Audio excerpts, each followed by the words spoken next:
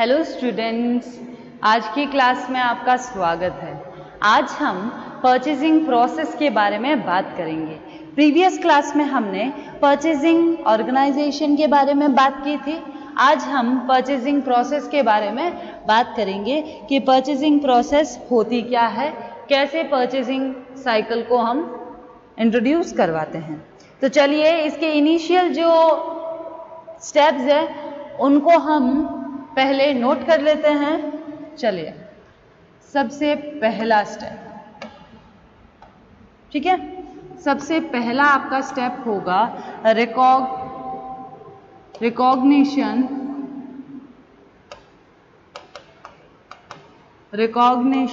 Of need. यानी आपको क्या करना है, सबसे पहले कि एक डिपार्टमेंट से क्या करनी है कि उसकी नीड क्या है उसके बारे में पता लगाना है। सेकंड है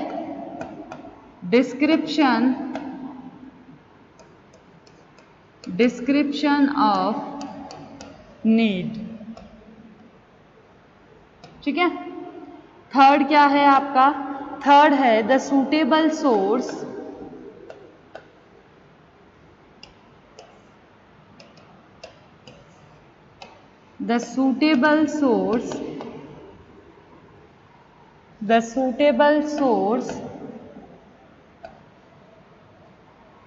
is selected for the supply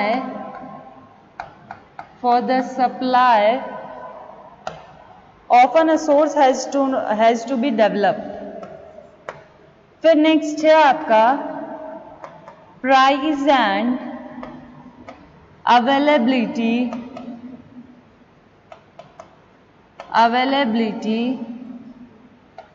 are determined. Then next step है आपका परचेज ऑर्डर। टोटल 8 स्टेप है आपके, ठीक है। परचेज ऑर्डर इज prepared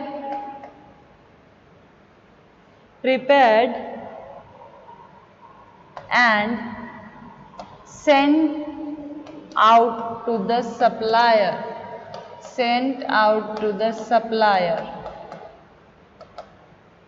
फिर नेक्स्ट है आपका,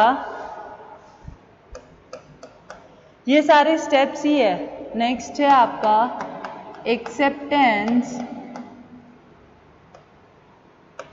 acceptance of the purchase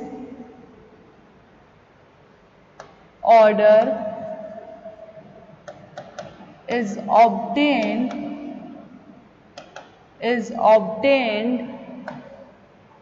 from the supplier। वैसे इन सब का हम डिटेल डिस्कशन करेंगे, पर पहले आपको ये स्टेप्स पता होने जरूरी है। Second last is follow up is done by the purchasing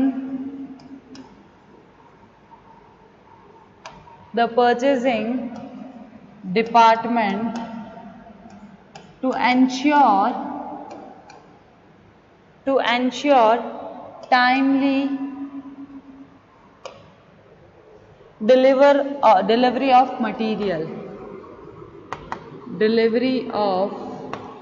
the material। And last one is checking the invoice and approving it for making payment to the supplier।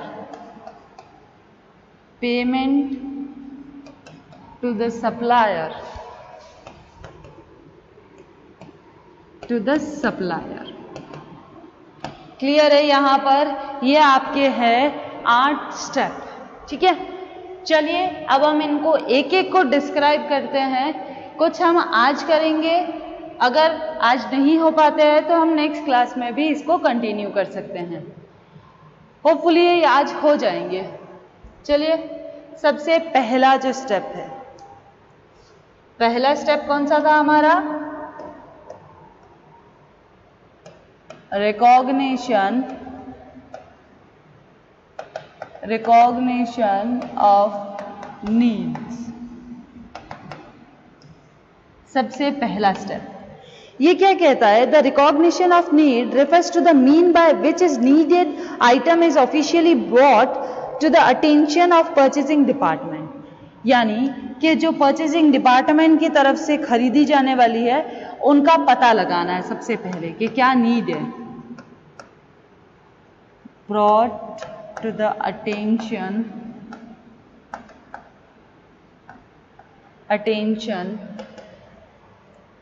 of purchasing department। Clear है? 2 procedure are followed. 2 process है follow करने की। देखिए कौन कौन सी है। सबसे पहली, 1 involves to issuance of requestation or demand note by the user department। यानी सबसे पहला हमको कैसे पता चलेगा कि किसी ऑर्गेनाइजेशन को नीड है? या तो ऑर्गेनाइजेशन की तरफ से क्या आएगा? Demand note by the user department. जो उस मटेरियल का यूज करेगा वो डिपार्टमेंट क्या करेगा? डिमांड नोट भेजेगा, ठीक है। And other involves the issuance of bill of material.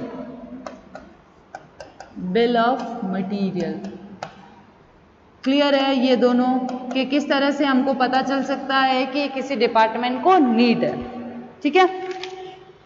A purchase requisitions describe the needed item and become a basis of action by the purchasing department. Requisition are signed by the authorized individual to avoid irresponsible purchase request। यानी कि अगर जो authorise person होते हैं या फिर जो भी ऑथराइज डिपार्टमेंट है उन्हीं का क्या करते हैं, उन्हीं की नीड के बारे में पता करते हैं।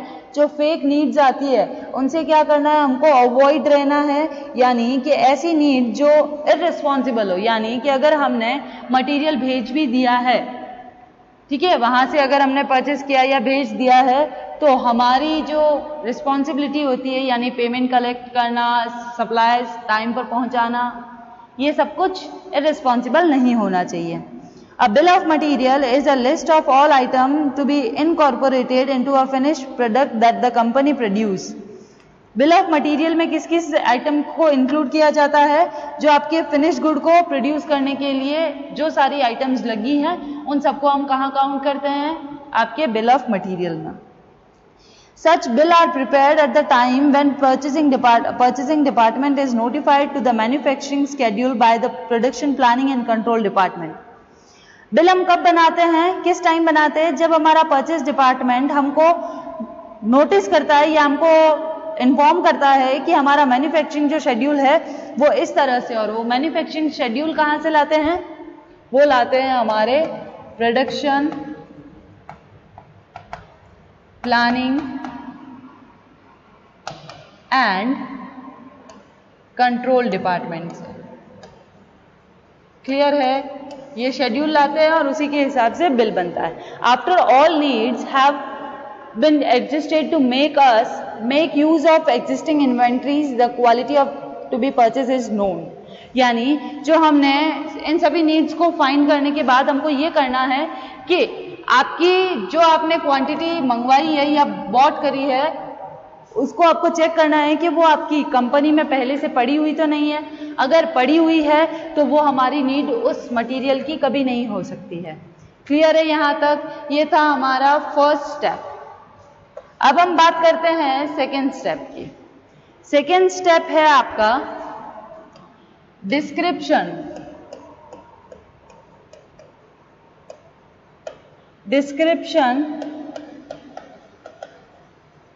of requirements.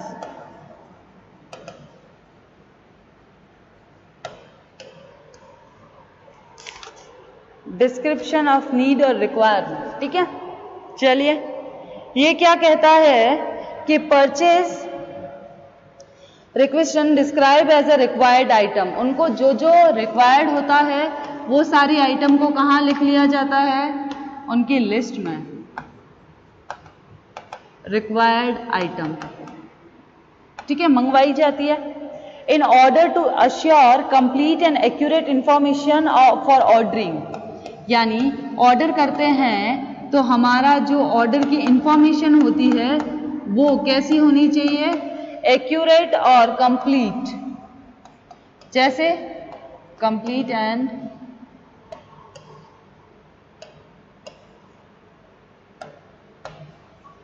एक्यूरेट होनी चाहिए। जैसे एग्जांपल देती हूं, मैंने ऑर्डर किया 100 यूनिट, सॉरी, ठीक है, 100 यूनिट मंगवाई। अब सिर्फ मैंने इतना कहा है कि मुझे 100 यूनिट चाहिए। किस प्रोडक्ट की, ए की, बी की या सी की, कौन सी की चाहिए, मैंने कोई इंफॉर्मेशन नहीं दी है। अब कितनी क्वालिटी की चाहिए, प्राइस क्या चाहिए, वो भी नहीं बताया मैंने। क्या ये कंप्लीट और एक्यूरेट इंफॉर्मेशन है? नहीं। तो आपको ये ध्यान रखना है कि जब भी आपके पास रिक्वायरमेंट्स आए तो उसमें आपको क्या चेक करना है, ऑर्डरिंग जो इंफॉर्मेशन होती है वो आपको चेक करनी है। The purchaser must check the requisition of basis of his own knowledge of the item, record of the past purchase and vendor catalogs. एक परचेजर को क्या करना है, क्या क्या चेक करेगा वो,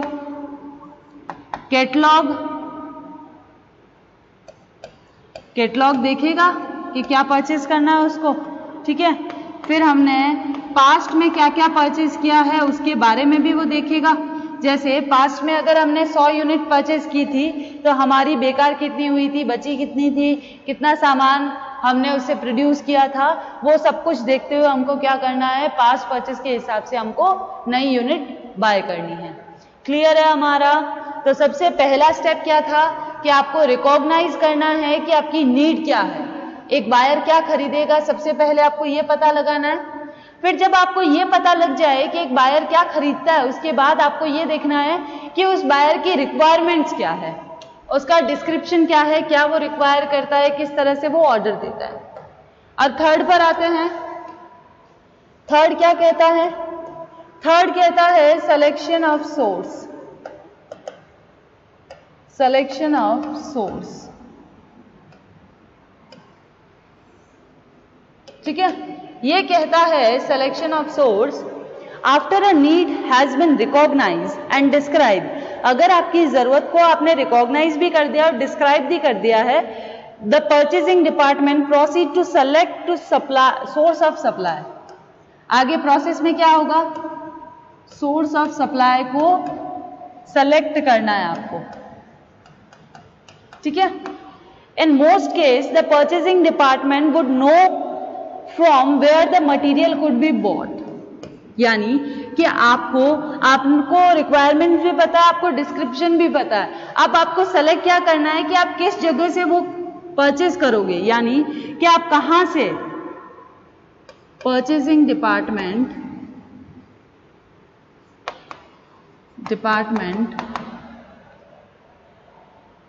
would know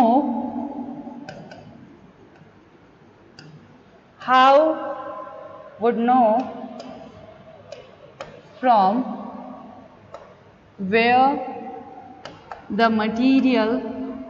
where the material could be bought, कहां से खरीदना है, ठीक है, उसको वो पता लगाना है। अब उसको वो तो पता है कि वो कहां से किस तरह से मटेरियल खरीदेगा। A regular list of approved supplier called register of suppliers. इसमें देखो इंपॉर्टेंट जो हाइलाइट्स है वो है आपकी, जहां से आप रेगुलर मंगवाते हो उसकी लिस्ट तैयार करनी है आपको सबसे पहली। सेकंड आपको क्या देखना है, लिस्ट ऑफ अप्रूव्ड, जो हमने पहले से ही अप्रूव्ड करके रखे हैं सप्लायर्स को, उनकी लिस्ट तैयार करनी है। सेकेंड है कॉल्ड रजिस्टर, जिनको हमने पहले कभी बुलाया था या जिनसे हमने कभी पहले माल खरीदा था। फिर है कि इस तरह से फिर आपका जो maintain by purchasing department. Often it's become necessary to advertise in a press inviting tenders। हम क्या कर सकते हैं, उनको प्रेस टेंडर के थ्रू। टेंडर पता है आपको क्या होता है? टेंडर क्या होता है पता है आपको? टेंडर एक निविदा होती है जो खुलने पर कोई भी, जैसे अगर सरकारी है तो आप कोई भी पर्सन वहां पर अपना टेंडर पेश कर सकता है, अपना जो शीट होता है या जो भी अपनी रिपोर्ट होती है, जैसे किसी प्रोजेक्ट टेंडर जो होते हैं मेनली लॉन्ग टर्म के लिए, लॉन्ग टर्म प्रोजेक्ट के लिए होते हैं, जो लंबे चलने वाले हैं, जैसे 5 साल 10 साल 15 साल इस तरह से, ठीक है। उनके लिए क्या होता है, जैसे एक एग्जांपल देती हूँ यहाँ पर मैं आपको, कि अगर किसी कंपनी को सड़क रोड बनाने का कंस्ट्रक्शन का काम मिला है, ठीक है, उसने क्या किया, टेंडर निकाला। टेंडर में जो सबसे कम दाम वाला जो उसको सूटेबल है उस बंदे को उसने अपना काम, खुद का काम किसी और कंपनी से करवाना, वो टेंडर होता है। जो सूटेबल होगा उसके अकॉर्डिंग बहुत सारे लोग टेंडर भरेंगे। जैसे आपको पता है न्यूज़पेपर में कटिंग्स भी आती है टेंडर की, निविदा खुली है, निविदा टेंडर खुला है, तो उस टेंडर में कोई भी अगर गवर्नमेंट है तो कोई भी पार्टिसिपेट कर सकता है, और उस पार्टिसिपेशन में जिसको भी ऑर्डर मिलता है वो उस जो टेंडर कंपनी है, जैसे ए, ठीक है, और ये है सूटेबल बी, तो ए कंपनी का सारा काम खुद करेगा। क्लियर है? उसके ब्याह पर उनको प्रॉफिट और जो सब कुछ मिलता है। क्लियर है? यहाँ पर ये था हमारा थर्ड। अब थर्ड की हम एडवांटेजेस ऑफ सिंगल सोर्स देख लेते हैं, arguments in favour of multi source. ये भी तो देखने की बात है, देखने पड़ेंगे। तो चलिए सबसे पहले हम एडवांटेजेस देख लेते हैं थर्ड के। एडवांटेजेस ऑफ सिंगल सोर्स, ठीक है, सिंगल सोर्स के एडवांटेज देख लेते हैं। The supplier may be exclusive owner of certain essential patent or process, patent and process, and therefore are the only source of supply. Under such circumstances, the purchaser has no choice, provided that no satisfactory substitute item is available. आप देखिएगा कि एक बात बताइए, अगर आपको सही source मिल जाता है, सिंगल सोर्स अगर सही मिल जाता है, तो आपको क्या क्या बेनिफिट होंगे। तो order may be small as to make it just not worthwhile if only because it added clerical expense. अगर सिंगल ऑर्डर है तो हम क्लर्कियल जो भी एक्सपेंस होते हैं उनको कम कर सकते हैं, एक्सपेंस कम हो सकते हैं, लो, ठीक है। फिर है when all order are placed with the one supplier, delivery may be more easy schedule. अगर सभी हम ऑर्डर एक ही सप्लायर से लेंगे तो हमारी डिलीवरी क्या होगी, delivery may be more easily schedule. Clear है? फिर है कंसंट्रेटिंग परचेजिंग में मेक पॉसिबल, हमारी परचेजिंग पर क्या हो सकता है, कंसंट्रेटिंग, ध्यानपूर्वक परचेजिंग की जा सकती है, हमारा ऑर्डर डिस्काउंट मिल सकता है, लोअर फ्राइट रेट हो सकती है, परचेज मेक पॉसिबल। देन है सर्टन डिस्काउंट,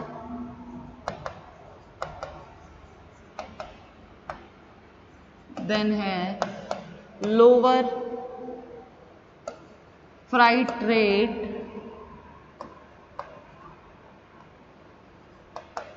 फ्राइट रेट्स, ठीक है। तो इस तरह के एडवांटेज अगर हम सिंगल सोर्स से लेते हैं तो हमको मिल सकते हैं। अब हम इसके जो आर्ग्यूमेंट्स है, जो फैक्टर्स है सिलेक्शन के, वो भी एक बार देख लेते हैं। आर्ग्यूमेंट्स में क्या क्या आएगा, जैसे आर्ग्यूमेंट्स। ठीक है, इसमें क्या क्या हो सकता है? It is more common practice among the majority of buyer to use more than one source specially and important items. फिर सेकेंड है आपका कि flood, railway strike and other wide spread occurrence develop which is may affect all supplier to some extent. The chance of secure at least one part is the good of increased. ठीक है, फिर इस तरह से फिर assigning order कर सकते हैं हम। और फैक्टर अफेक्टिंग सोर्स, ये था हमारा, जैसे अगर कभी कोई रेलवे की स्ट्राइक होती है, ठीक है, या फिर आपका कोई फ्लूड, बाढ़ आ जाती है, तब जाकर ये काम आती है। या फिर अब देखते हैं फैक्टर कौन कौन से अफेक्ट करते हैं। फैक्टर अफेक्टिंग, ठीक है, वो कौन कौन से हो सकते हैं उस पर बात करते हैं कि the selection of particular source must be based on a such factor as a reliability. कौन कौन से फैक्टर अफेक्ट करते हैं?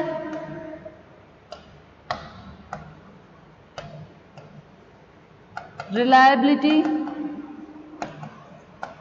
सेकेंड कौन सा है आपका? Technical ability.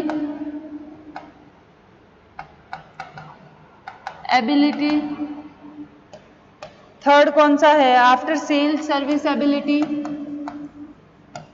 इफेक्ट करता है या नहीं करता है आफ्टर सेल्स टेक्निकल एबिलिटीज, और ये सब कुछ करता है ना।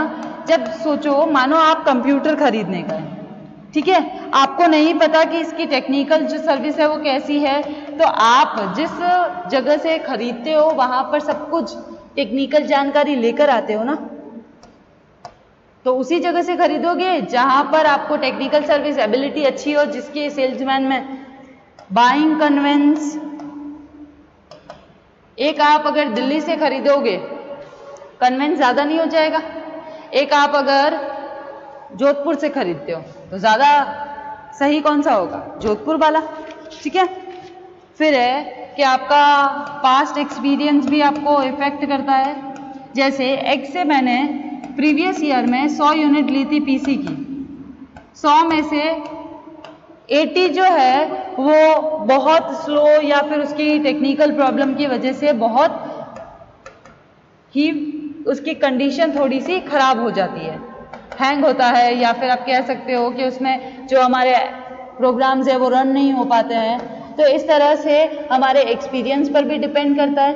फिर है फाइनेंशियल पोजीशन पर भी डिपेंड करता है। फिर है आपका लेबर रिलेशन। फिर है आपका रेसिप्रोकल रिलेशन। इस तरह से आपके ये फैक्टर्स अफेक्ट कर सकते हैं। तो these and that other related factor must be carefully considered and time and money should be spent on selecting a right supplier. Once a good choice has been made, succeed order can replace economical and with the confidence. Satisfactory experience with the chosen supplier the best possible basis for repeat order. अगर हमने सही supplier को choose किया है तो उसके लिए ये फायदा होगा कि उसके पास रिपीट ऑर्डर्स मिलेंगे उसी कस्टमर से, उसके कस्टमर बने रहेंगे। और इन सारे फैक्टर्स को मद्देनजर रखते हुए हमको क्या करना है, हमारे प्रोडक्ट को, हमारा जो सोर्स है उसको सेलेक्ट करना है। क्लियर है? जब भी हम सोर्स सेलेक्ट करते हैं तो ये सारे फैक्टर्स हमको क्या करते हैं, अफेक्ट करते हैं ये सारे। ठीक है, तो आज की क्लास में हमने ये जो थर्ड पॉइंट पढ़ा है सिलेक्शन ऑफ सोर्स, यहीं तक। आगे के जो पॉइंट्स है वो हम नेक्स्ट क्लास में कंटिन्यू करेंगे। क्लियर है यहाँ तक? चलिए, आज की क्लास यहीं खत्म हो रही है। Thank you.